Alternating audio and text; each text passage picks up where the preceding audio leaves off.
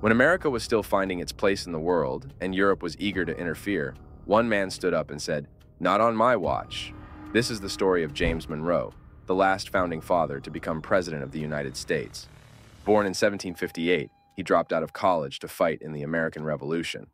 At the Battle of Trenton, Monroe was severely wounded, but demonstrated his commitment and bravery. Later, he studied law under Thomas Jefferson, furthering his political and legal knowledge.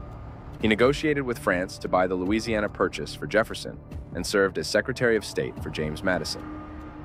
By 1816, he was super qualified to be president.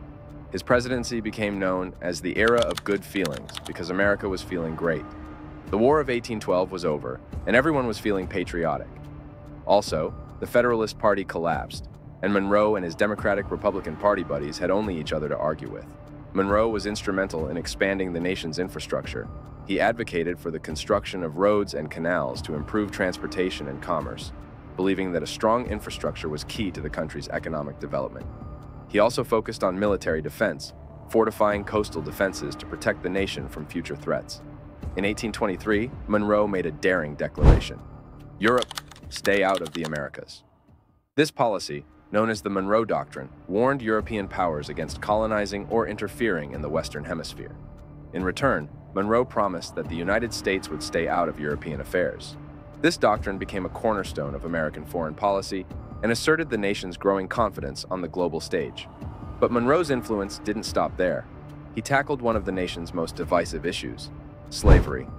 In 1820, he signed the Missouri Compromise, which restricted the expansion of slavery to the south of a specific line, attempting to maintain a delicate balance between free and slave states. This compromise was a temporary solution that highlighted the growing sectional tensions that would eventually lead to the Civil War. And did you know that Monroe also played a role in the early movement to address the status of free African Americans? He supported the colonization of Liberia, a country in West Africa established for freed slaves. Its capital, Monrovia, was named in his honor.